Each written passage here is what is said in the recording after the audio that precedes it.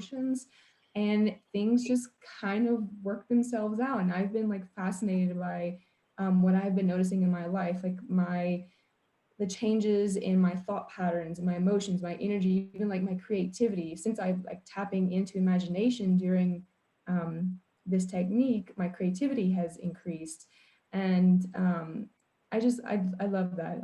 It's something that just manifests itself, if that makes sense. And I would honestly really, really love to see this implemented more in schools, especially with children who have faced trauma, immigration, poverty, whatever it might be. Because I know that kids are very, very vulnerable to this kind of thing, and they do tend to hold on to emotions. Um, and if they can kind of reconcile those emotions, I think that they can learn better. The school environment would be much healthier and more effective. And yeah, I can't say enough positive things about it. Thank you. Thank you so much, Jade and CJ, for sharing your thoughts on that. Really appreciate it. And without further ado, we want to dive in and learn more from Dr. Deb Sandella. So just a quick little background about Dr. Deb. She is the author of the #1 international bestseller, Goodbye, Hurt and Pain, 7 Simple Steps to Help Love and Success. Can also add in a link in the chat box there so you all have a link to her book. She is an award-winning psychotherapist, university professor, and the originator of the groundbreaking RIM method, which we'll talk about more today. This method is heavily backed neuroscience tool proven to reduce stress and improve quality of life. She's been featured in the media, including USA Today, CBS, and CNN, and her numerous professional awards include Outstanding Clinical Specialist, Research Excellence, and an Evie Best Personal Growth Book Award. So Dr. Deb, thank you so much for being here today. Is there anything you'd like to add or share with the group? Yeah, thank you. Ellen, you know me well enough now to know that I always have something to say. So yeah, I just want, first of all, I want to thank you for having me here. It's such an honor and a privilege to be with all of you right now. And I started my career as a nurse, so and now working with teachers, it's like, the front line is it's hard work, and the people who go there and do that are, really need to be honored and thanked. And so I do want to really thank you for the opportunity to be here with you. And yeah, and I was going to start off. My husband sent me. Why don't you show the first page of what I sent you, the screen share? We'll start there. My husband sent me this actually right before, then I thought, oh, I've got to share this with the group. So yeah, it's a cartoon that he got today. And so this is where we're starting. Right now we're starting, we are, the kids are, parents are, the world is, that, it's a very tenuous time, that's for sure. And so but if you notice something about this picture, that we're all together. We're all together, and we have there is a kind of key going over into 2021 or something, whatever it is. But I think that the feeling that we're all together in this is really, really important, whether that's at this level or it's at your school level, the family level, the classroom level, even the classroom. It's really, in the end, what we're going to talk about today with RIM really is about the sense of creating a safe container, whether that's during working with emotions or whether it's teaching, all of that. And so, yeah, why don't you go ahead to the next one, Ellen? And I only have these 2 slides, so the rest of it is not going to be, but I wanted to, so you could see it visually, that RIM, R-I-M, and we just call it RIM for short, is the kid-friendly acronym is Releasing the Inner Magician. It was the original the original acronym. And then over 20 years that I have been evolving REM, we've become more and more science oriented and research. We've been doing a lot of research and with REM and all of that. And so the science friendly acronym is regenerating images in memory. And that the difference about REM, what's different about REM, is that it is whole brain. It really works at a whole brain level.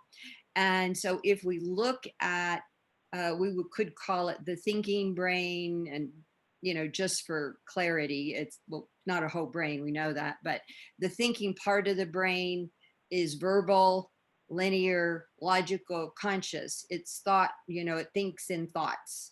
And it's, you know, we think of it as being in our head, that's where the mind kind of gives us thoughts. The feeling part of the brain is actually nonverbal, which means it's also unconscious, it's illogical and symbolic.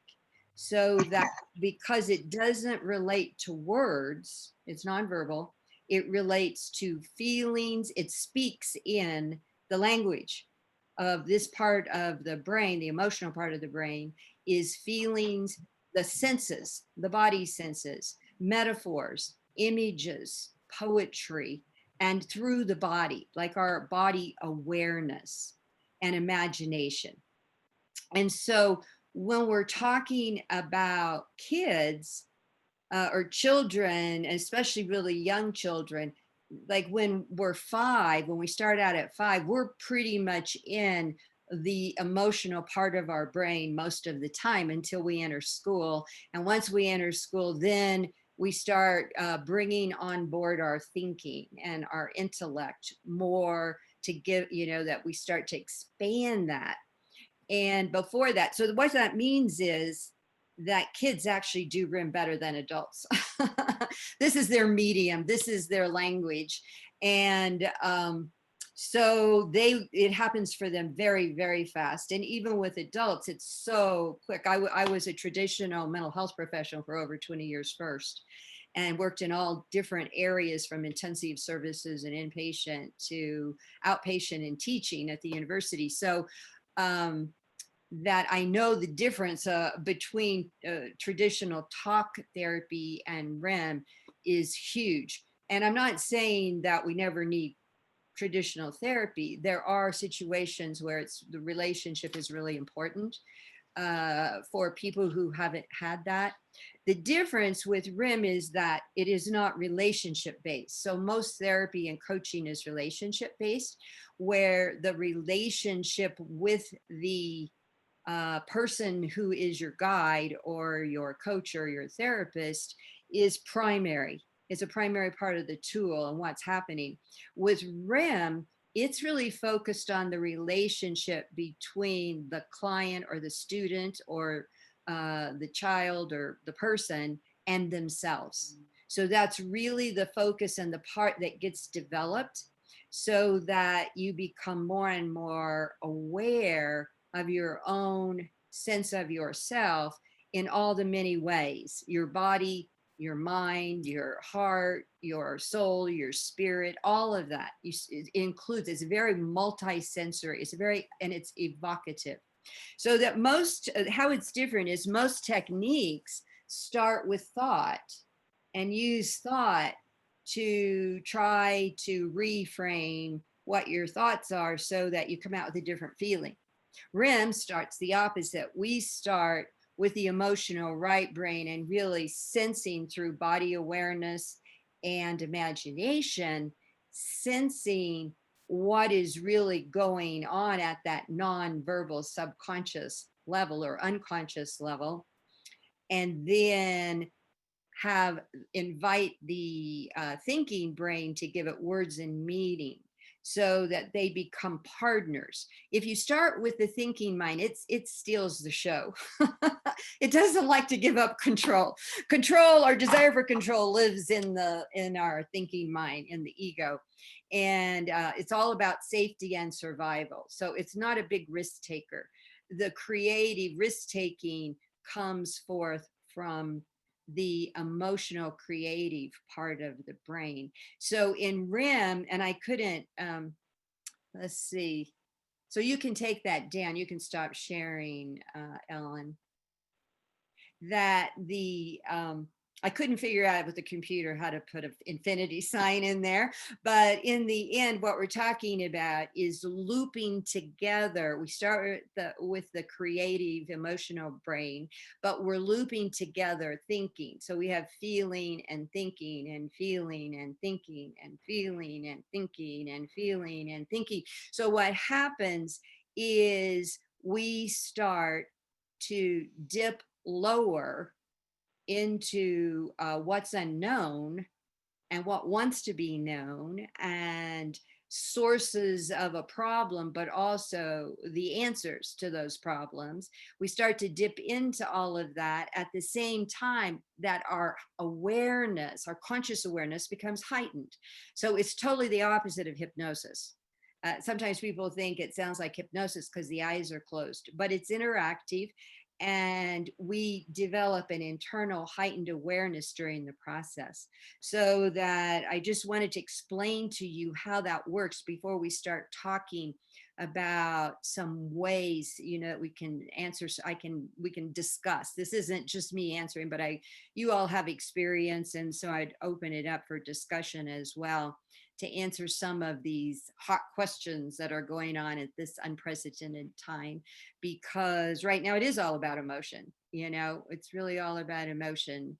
And I even heard from a very traditional psychotherapist recently that they were getting depressed from listening to all their depressed clients. And so that it's important to be able to understand how to grab hold of emotion and help it dissolve at this point in time. So REM is very organic, and it is very natural, as they were saying. It's non-clinical, it's non-intellectual, it is very organic. So what we're doing is we're collaborating with the emotional operating system that we're born with. Instead of overriding it with thinking and trying to control it. So who's ever tried to control how you feel with in whatever way you do? Yeah. Most of us have been there at one point or time or another, because we don't like feeling the discomfort of some of those feelings, like anger and sadness and jealousy and grief and all these things. So we don't really want to feel them. But the reality is that emotion is spontaneous. We don't really have control over whether an emotion shows up. We can manipulate the thought to create a different emotion, but that you have to use willpower again and again and again. And so with REM, we're actually going to the root cause, the root experiences, the root thoughts, the root beliefs, and having them show up, because they haven't usually been known. And once they show up, then it's not hard to go back and work, to go in and work with regenerating that emotional memory. And it's things that we've internalized as emotional memory that we may not remember. It's things that, consciously we may not have even realized what was happening. So I just wanted to give that foundation before we start. And probably, yeah. What do you think, Ellen? Shall we just go on to some questions now, or do we want to open up? Okay. And if you have questions as we're going, or you have stories, like something that you would like to share that relates to it, like about a particular experience with either yourself or one of your students or your own children, you can put that in the chat, and Ellen will be paying attention to that, because I'm not a very good multitasker, and then we can bring that into the conversation. Perfect. That sounds good. Okay, so we'll go ahead and get started. Our very first question is, so with everything going on, we have the pandemic, students are in an online overload, they're in isolation, and a lot of things are coming up for students in terms of emotions. So Dr. Deb, what would you say, just in terms of, this question of how do I help students manage their emotions at a time when we are just, in online overload. The pandemic has been overwhelming for students emotionally, but we're also looking to help students move forward successfully around academics. So what are some suggestions or ideas you have around that? Colorado. Yeah, thank you. Thank you. It's an excellent question. And I'm struck by that when you said we want to manage emotion and we also have academic goals and intentions. And it's just like the emotional and the intellect, that it is really, there's two important pieces here and you can't ignore either one. So that infinity sign, the balance of managing both is very, very important. And I do have some specific suggestions as to the timing of that, so that you're able to head off meltdowns. Because what happens, let's just talk about just right now, I was talking about how feelings are spontaneous. So they automatically come up and they flow through the body as both a subjective feeling, but also as a body experience. But most of the time, we're not conscious of that. We're not paying attention to that. But moment to moment to moment, our feelings change. And I think of it, it's called, scientific word is interoception, how that flows through. But I think of it as a river of emotion, and it's constantly flowing. So it's really useless to feel guilty about having a feeling, because you can't stop a feeling. It's spontaneous. The good news, though, it's meant to be transient. It's meant to flow through, bring us information about both what's going on inside of us and also how we're interacting with the world around us. And that's important information. Just the same way the body's constantly registering temperature and balance and what's around us that's safe or unsafe. Well, it's the same thing emotionally. We just haven't ever thought about it this way. So the emotional operating system mimics the physical operating system. We just haven't thought about it. So that when you have this river of emotion, it's flowing through. But guess what happens? We don't want to be angry. We don't want to feel like, we're jealous. And so what happens is we start to try to stop it. And we try to stop it by ignoring it, pushing it away, trying to forget it, or think it through, control it. And so what happens is now this river of emotion that has a natural organic force of moving through and on out, now it's like having an emotional dam that is blocking the flow, so that the feelings that we actually are reacting to and we're trying to control get stuck now right here. They're still here and they don't go away because they can't flow out because we're blocking them. But it doesn't feel like that. We feel like we're trying to, we're going to be in control and we'll feel better. But so it's very counterintuitive. RIM would feel counterintuitive to the mind, because what we really need to do and what we do in RIM is create floodgates, because we're afraid of being flooded by emotion. And so we create floodgates that allow emotion, first of all, to have boundaries. So when we start giving form to emotion, when imagination gives form to emotion, instead of anger, like anger feels scary, like it's going to take over everything and consume myself and everybody around me. But now imagination has given anger an image of being, let's say, a red hot ball that is in my head or in my stomach or somewhere. So now anger has a boundary. So it's no longer, it's not uncontained. It now has a container. And that's huge, because now the thinking mind, the left brain, feels more and more comfortable to become a partner, because the left brain doesn't feel, it can't feel, it only thinks. And it doesn't like emotion because it can't control it, it can't see it, so once it becomes visible, once there is an image, that represents a feeling or a body sensation or awareness, now the left brain can start to measure it. It can start to say, oh, I can help with that now, instead of like, nah, I'm not interested in feelings. So once we are together as a team, both parts of us are, available as a team, that really starts to create the floodgates.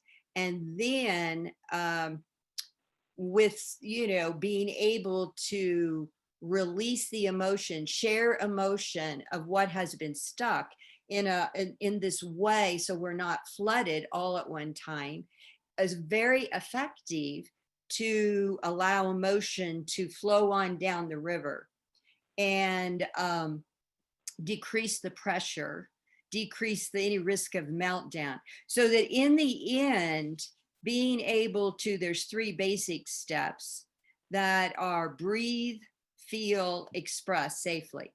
That those steps are critical to use with your students and your children and yourself.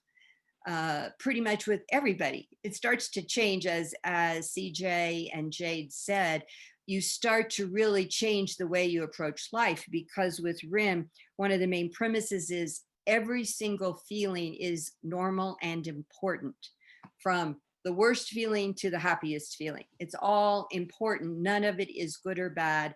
It's all useful. And so allowing every single feeling really starts to give us permission to be honest with ourselves and the people around us. Because with kids, if they're feeling blocked, that they can't really express, and for them, I would say the transition, because they're so much more into the emotional brain, as I mentioned, that for them to allow the words to start becoming, identifying the feeling is critical, because they just have a physical experience that they can't control. And at that point, they are unconscious. They're just acting out. They're just acting out emotion that is unknown, unidentified, and unnamed. So the critical way you can assist them is by helping break down that process, to not be afraid of feelings, but actually to allow feelings, to welcome feelings consistently every day, so they don't build up and explode. And as I was last night, as I was kind of in the middle of the night contemplating this talk today, the image that came up to me was a pressure cooker. And now we have the Instant Pot. It's not so dramatic, but when I was in junior high, I remember this experience. I came home from school and I walk in and my mom had left the pressure cooker on the stove, but nobody was home, and I was there. And all of a sudden, that little thing on top that would jiggle, that allowed the steam to kind of get broken up, and it'd make this noise. It just flew off, and the steam is going straight up to the ceiling. And I'm like, oh my God. And my first response was to run out of the house and yell, help. And it was like, oh God, that was really stupid. There's nobody out here, for one thing, as I was in rural Kansas. And, but it was just that, adolescent girl kind of drama response. And so then I go back in, and it's like, oh, what do I do? Turn the fire off, turn the heat off. And then everything stopped. And that's really what happens with kids with meltdowns. There's a fire in there because of the feelings, lots of times anger, frustration, like they can't get control, they can't understand what's going on. And it creates this pressure. They're under pressure. Now, the pressure has a value. It cooks the food, but we don't want it to cook our insides. We don't want to create pressure on ourselves or our children such that it cooks us, on the inside. So that turning off the heat is to go to the source, which is the emotion, and to begin to name it, and to be compassionate about the feeling rather than trying to control it. I don't know. I mean, I have 2 kids that are now grown, and one's, I've got grandchildren now. And I remember the times it is so hard where it's like, just stop for a minute, but kids don't have that control, particularly when they're on the younger side. And some kids who are older haven't gained impulse control. And that may be the thing that they're needing to learn. I know my son was born, I think he inherited his father's genes more than mine, maybe. When it comes to control, because he was born with this self-control that I couldn't believe, it was like for his age. But his sister was more like me, much more spontaneous. And so with her, that was one of the things that I became very aware of, that my goal as her mother was to, in a very natural, graceful way, to help her learn that control. I don't know if you've heard the story about the marshmallow story. Have you all heard that? About the 4-year-olds? And I'll just remind you, if you haven't heard it, it's pretty short. It was a research study where they had 4-year-olds one at a time, and they had a person and they had one marshmallow in the middle of the table. And let's say it's the teacher. And so the teacher said, I have to go do something. I'll be right back. But if you don't eat this marshmallow while I'm gone, you'll get in a second marshmallow also. So you'll have 2 marshmallows, and then leaves the room.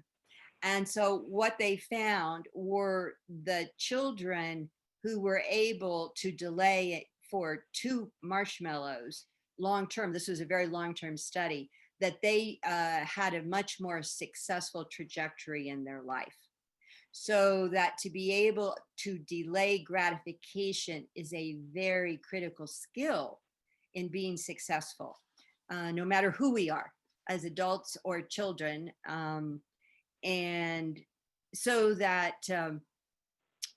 right now, impulse control is pretty short with a lot of us.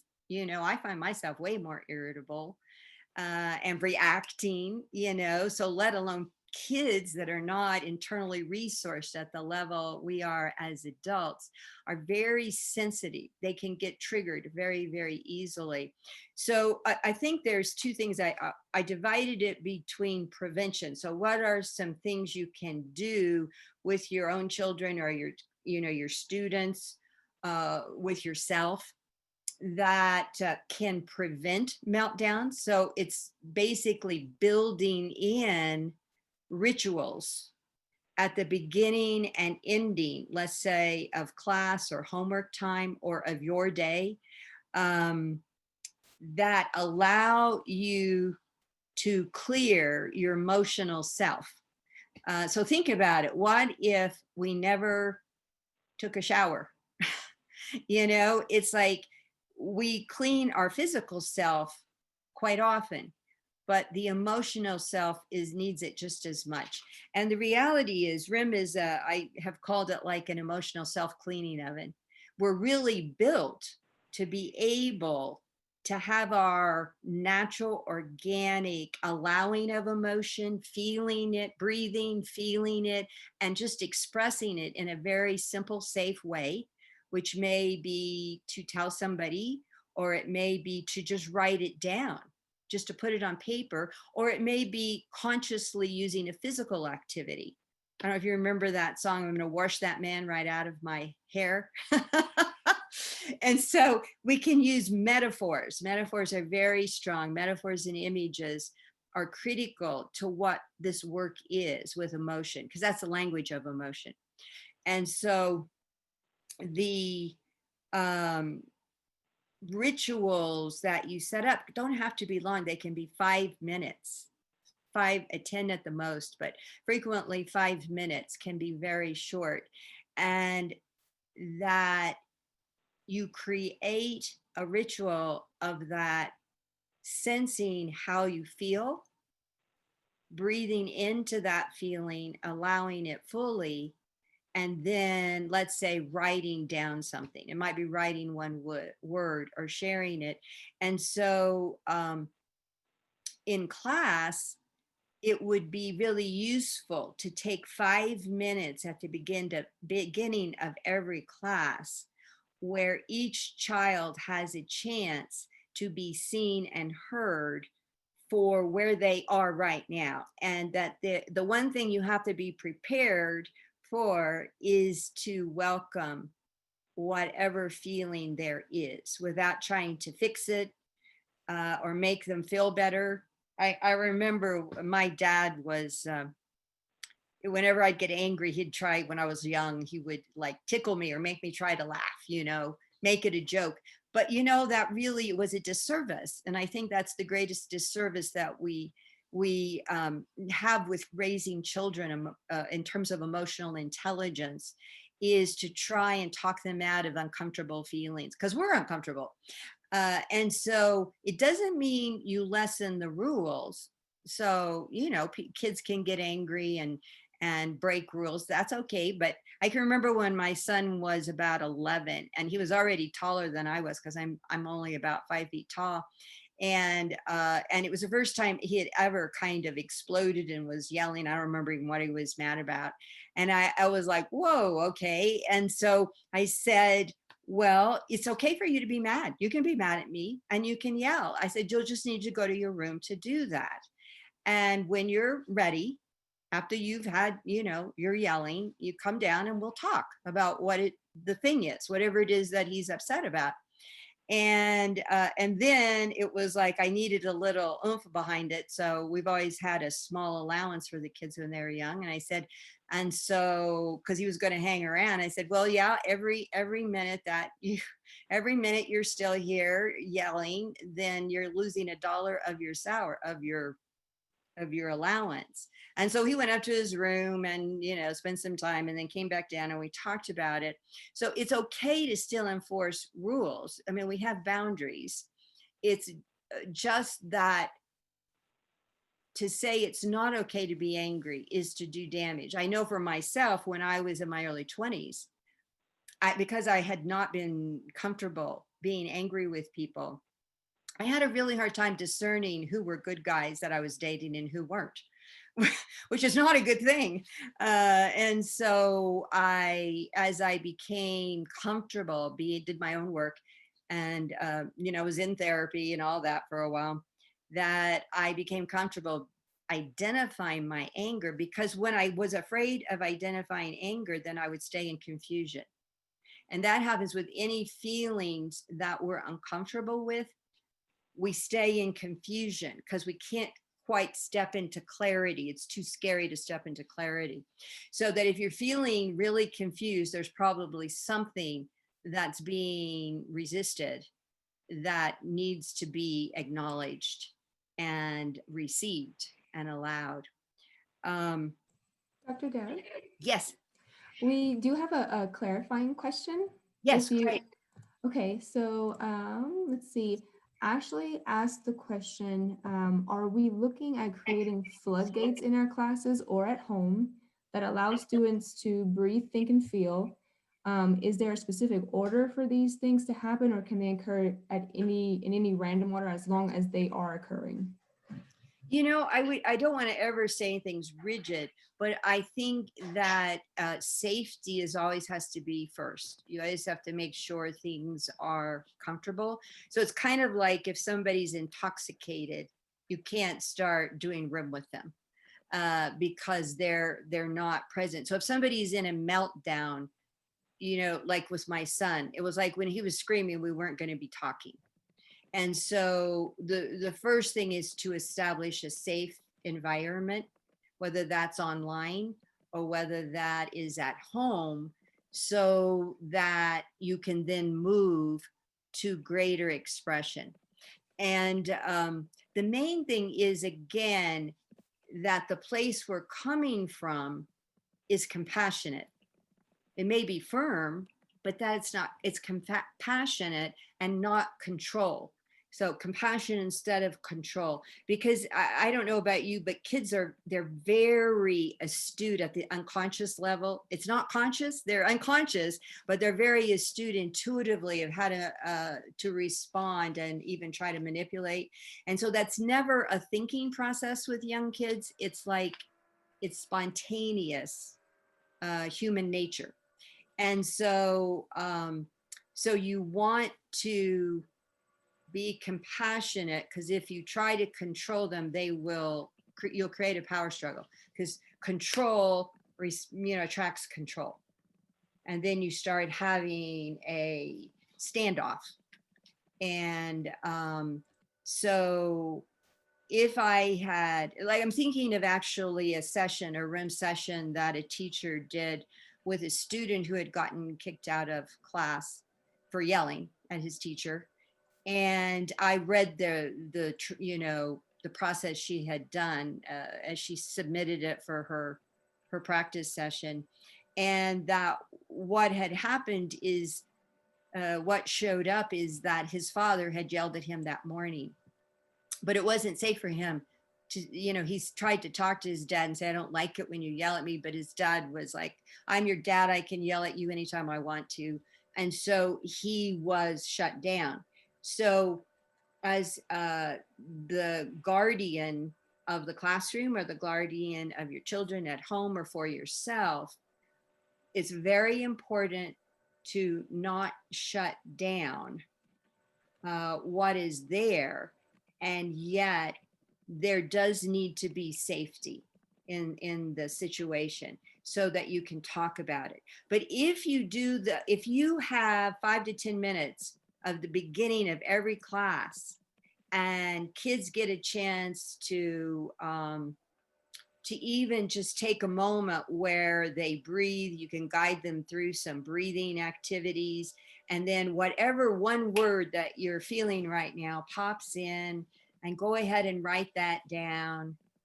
And then you move through, and it depends how many kids you have time-wise. I don't know that you can always go through having everybody share it out loud, but even writing it down, and maybe holding up, all of the kids at one time hold up what they've written down in their screen, so that it's like they've expressed themselves in some way, and how they feel in that moment has been given a voice. Because soon as we're given a voice, then our resistance really starts to dissipate. I don't know. I mean, have you ever been in a situation where, something happened and it was really upsetting, and then you had to go to a meeting and you're supposed to listen and participate, and it's like, I can't concentrate because I'm still back in that upset. And that happens for children as well. And so it's really important to attend to those things, to allow in that moment, if you just allow yourself to receive what you're feeling in that moment. Like, what am I feeling right now? It can be quiet. And, in terms of for yourself, when you're in the meeting, it's like, oh, I'm feeling so pissed. I'm feeling irritated. I feel like I was cut off, or whatever it is, without needing to take it anywhere. It's just allowing the feeling in the body is huge, because immediately it starts to dissipate. And it's the same thing even with positive feelings. When we're trying to control our feelings, they get bigger, they get hard to control. And the more we allow them immediately in a safe way by just feeling them and not acting them out is not okay. It's about, and this is the primary thing that we're really teaching our children, of how to process emotion, is to work with the emotional operating system, is to allow it in each moment and to receive it just as a transient feeling that's passing through. It's not in control of us. It's just bringing us information. And so, but it has a charge. It has a physical angst to it. So we have to feel that. And so when there's anger, there is a need for some kind of a physical release if the people are really, really angry. So you want to channel that into something, like it might be artwork. Well, for adults, it could be like writing, but really writing down all your anger, like what I'm feeling so pissed off, and making it a physical expression on the paper. But with kids, they could do it in forms of drawing, or even just wild different colors on a piece of paper. that any kind of expression and externalization of emotion is taking it out of the body. So I like to think of it as a metaphor is like a pitcher. We are the pitcher, and in the pitcher is water, is the emotion. So the water is not permanent.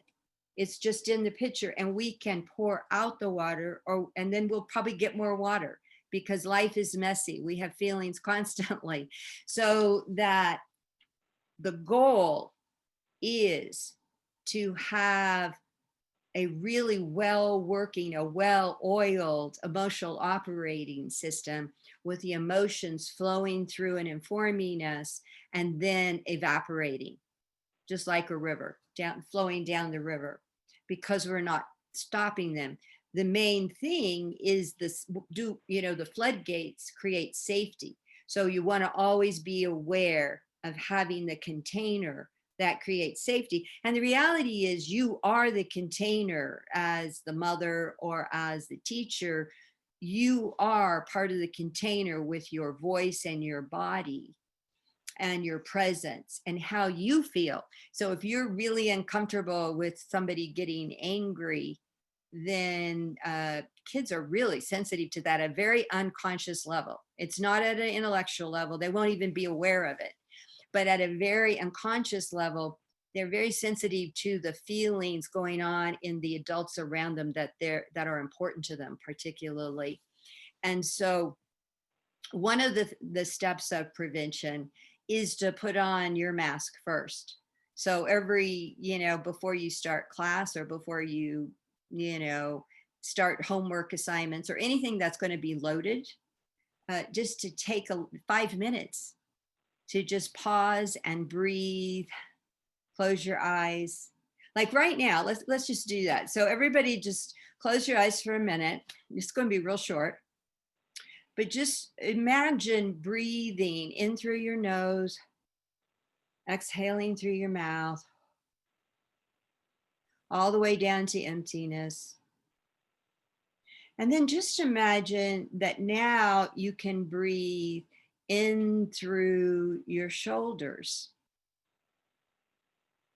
and out through your elbows. And then breathe in through your belly button and out through the small of your back. Breathe in through your hips and out through your heels. And then one great big breath coming into the crown of your head, flowing all the way through your body and out the soles of your feet. As you feel fully present, you can just open your eyes. And so just that kind of centering and grounding doesn't have to take a lot of time, but it can make a huge difference in terms of being resourced. Because when we're not really in our body, when we are worried or we're thinking or we're preoccupied, we're not really present. And when we're not present, we're not accessing our internal resources that are available, like our creative imagination or our patience and our compassion. And so that's really, really important. And I don't know if any of you have ever done this, but I like to do a shower meditation. Basically, the shower is easy because, it's a space where pretty much you're not going to be interrupted. And the water feels so good and it's so mesmerizing. And you can just imagine, again, we're using imagination. You can just imagine the water not only cleaning the outside of your body, but also going through your brain, all the way through your heart, through your insides, just kind of washing out whatever's unnecessary and leaving whatever's important as an awareness or an idea or something you want to do today, that all that'll still be there, but it'll now be sparkly clean. And now there's space, because the reality is emotion takes up space. We think of it as invisible, but it's really not. It's really very heavy. And it takes up space in our bodies. It takes up space in a classroom. And so it's very important to attend to it, or else there's no space for learning. It's kind of like I actually do an activity in the class that that CJ and Ellen and Jade did, where we imagine cubbies outside our classroom where we're able to, through imagination, actually store some of the things that we don't want to get in our way while we're in class, so that we're open to new ideas, that we're open to learning, and that we're open to just being present, just being who we are, where we are. So does that, to see, where's Ashley? Ashley, can you would you feel comfortable putting your picture and thing on a minute to see if that answers your question? Yes. Okay. Yes. Yeah. Good. And Yeah. And if you have anything specific, Ashley, you can unmute yourself and ask, or any situation that you're thinking of. I think I was thinking more like we deal with college students, and because of the pandemic, and especially our department, because we are students that are predominantly of color, we wanted to create a way for these students to let out their emotions. And I know that students of color are more likely to shove everything down and leave it down as long as they can, and it can explode in different ways. So I was thinking, what do we need to do as far as creating these floodgates in an online environment, in a face-to-face environment?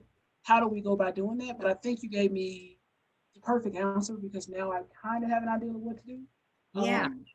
Yeah.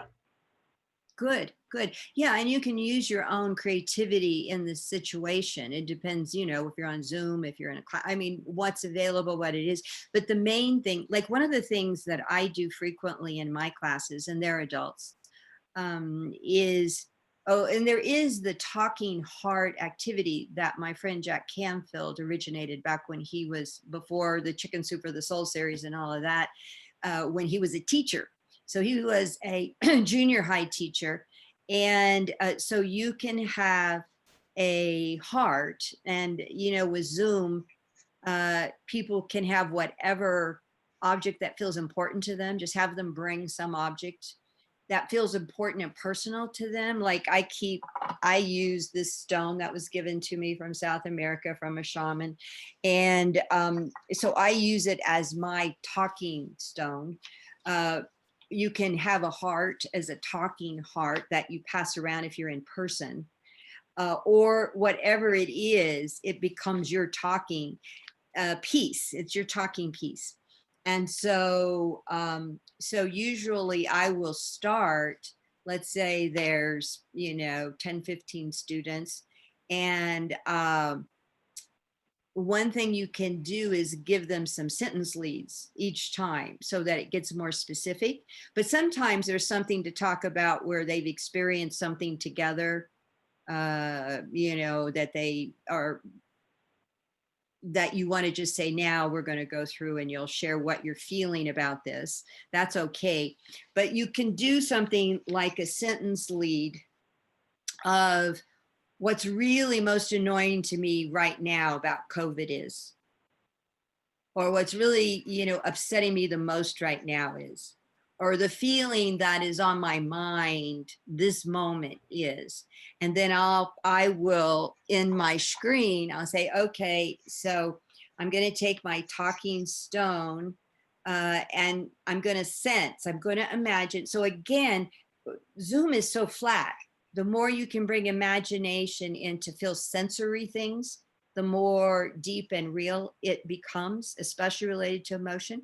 So I would say, so I'm going to take this stone that has this rough surface and it's kind of got some variations in the color, and I can feel it. And I'm going to just imagine connecting with this stone, and I'm going to sense who the stone wants to go to next, and that hasn't spoken yet. And so then, so the stone wants to go to Ashley. And so then Ashley, you act like you receive it, and then you would answer whatever the sentence lead is. And you could even put the sentencing lead in the chat so people can see it. And whatever it is you want to give, so that you're allowing that. So like, give me something that comes up sometimes that you want to be able to talk about? I think COVID is the big piece right now, is our students are annoyed at not being able to meet face to face. They want to be in face to face classroom. Yeah. So what it might be is what I miss most about being in person with all of you is, and you can do, if you have time, and if you're really going to be, being with this, you can then add a second one. So you have the first is the release, is more like what I don't like. And then you can have, and what I really like and what I do like about it is, and what I have gained from it is. And so that you have a little bit of a process that you start one place, you have a voice for what is ugly, the ugly feeling, and it's accepted as normal. It's allowed and encouraged as, yeah, it's part of who we are. It's how we're supposed to operate so that we stay clean emotionally. And then the second one, so that creates a space. It creates emotional space where you can drop down into the second one about, then there's space for liking something. And that happened in that, when I was talking about the boy, he was, I think, a 7th grader that had yelled at his teacher, and then went in that process, as he had the opportunity to talk about being mad and talking in this, he even had an imaginary conversation with his teacher and wanted to understand why this was important, how would it help him with a job, which was probably a fear coming that he was soaking up from his dad. And what happened is, after he got the chance to voice all of that in the REM process, and it was just with him, I mean, there wasn't any other person there, it was all in his imagination, but it was being guided by a teacher, that then he said, well, I'm not so mad anymore, and I'm ready to go back to class. And his teacher noticed the difference significantly, because he had cussed her out. So, that he was interested in returning to class, and he was in a whole different emotional place now. And that took about 15 minutes. So that this is something different that you might not be doing in the classroom for everybody, the whole process, but pieces of it you can do. And are you going to stay, Ashley, for the second hour? Yes. Oh, good. Well, then you'll have some experience, because so you'll get to see, in more detail what it can be like as a real process, not just a 5-minute thing. And Dr. Deb? Yes. So we are a little bit over time for our Q&A portion, but Karen did have a question. I thought it was really, really interesting question, and it sort of relates to what we're talking to. She says, how does RIM address the fact that even if people are aware of their emotions and have ideas about how to express them, to gain impulse control, to breathe, release emotions, etc., what if following through with that process is actually the problem? Karen, do you mind unmuting yourself? No, not at all. Thank you. So could you clarify for me when you say following through? Tell me what that means. Well, the doing, there's going through experiences and having somebody give you a sentence lead and you say, okay, and breathing and all this. But then when you're in the situation, if it's, whether it's, like, again, I have adult students or myself, I can maybe know exactly what I'm even feeling, identify it, and maybe even have some ideas. All of us know we can take a deep breath, but what if how does RIM address, I can't do it in the moment. I can't help myself. Does that make sense? Yeah, well, whenever you start to be able to help yourself, then that's the next best thing, and so, and you may be talking about changing a pattern. Is that kind of what you're talking about? Well, yes, I just think there are a lot of ideas, and we all may be aware of a lot of ideas. I mean, we have professionals here who certainly have training. I mean, I have a lot of ideas. I'm pretty creative in the moment, like with my students, but that doesn't mean I can actually make myself do what my brain and emotions maybe know. but actually following through, doing that thing that would help my student or help me. Does that make I sense? think that, they're not ideas, they're experiences. So that makes a difference. And if you may be interested in doing some more individual play with REM, because well, are you staying for the second hour? Yes. Yeah. So I would say wait and see what that's like for you. Because what happens with REM is we actually go in and regenerate something. Like we're really playing with emotional memory and present time. It's not all in the past. It's going back and forth kind of a thing in some ways. And so when we regenerate emotional memory, the body feels different. And that's what Jade was talking about and CJ was talking about. You start to feel different. I remember being interviewed one time by a journalist, and he said, so what's the difference between therapy and REM? And he had asked for a session when he was interviewing me so that he could experience it, and he had been in therapy. And he said, well, when I come out of therapy, I feel good. After this, I feel different. And so people look different. They could look different in their face. They can sound different. They can look younger, or the teenagers can look more mature or older. It's all relative, I guess. So that it's a whole different level of work. We're not at the intellectual level. We're not at the concept level. We're actually at an organic re-experiencing level. And so what we know from the science, the new neuroscience, is that we can biochemically unlock an old sabotaging memory where we were somehow not safe, or we didn't have a chance to speak up for ourselves, or we didn't feel free to protect ourselves, whatever. And we can actually go back, and it goes through the body. So it's not a linear process, but that moment in time can be unlocked just by being in the memory again. And so, but once we're in the memory, we're very careful not to re-experience the old way.